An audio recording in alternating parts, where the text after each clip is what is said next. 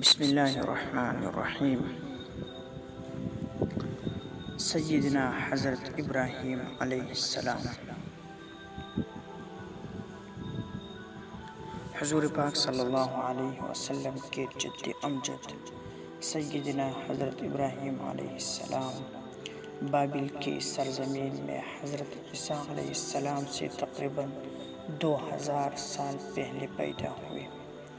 آپ کا نسب 9 واسطوں سے حضرت نوح علیہ السلام سے مل جاتا ہے۔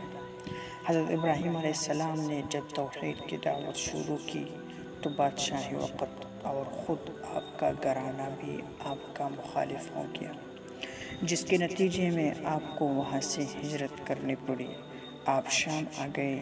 بعد میں آپ نے شام کا علاقہ اپنے بیٹے حضرت اسحاق علیہ السلام کے حوالہ کیا اور عرب ملک کو اپنے بڑے بیٹے حضرت اسماعیل علیہ السلام کے سپرد کیا۔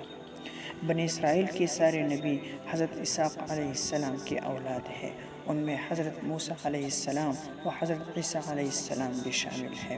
حضرت اسماعیل علیہ السلام کے اولاد میں سے جو عرب میں آباد ہو گئی، صرف حضور صلی اللہ علیہ وسلم کو نبوت عطا ہوئی، لیکن آپ کے نبوت کے ساتھ ہی نبوت کا دروازہ ہمیشہ ہمیشہ کے لیے بند کر دیا گیا۔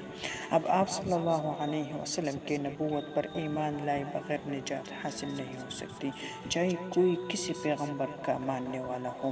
آپ خاتم النبیین ہے اور تمام نبیوں کے سردار ہیں۔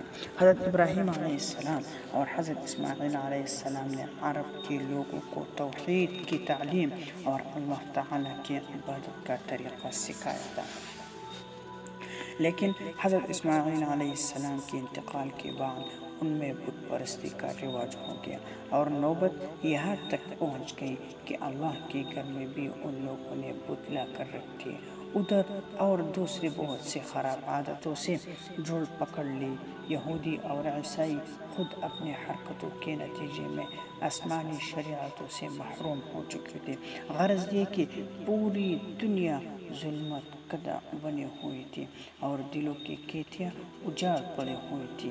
اللہ تعالیٰ کی رحمت جوش میں آئی اور حضور صلی اللہ علیہ وسلم کی ولادت باسعادت کا مبارک وقت آ پہنچا تاکہ آسمانی ہدایت کے نور سے یہ زمین روشن ہو اور دل کی دنیا پھر سے سدا بہار بن جائے۔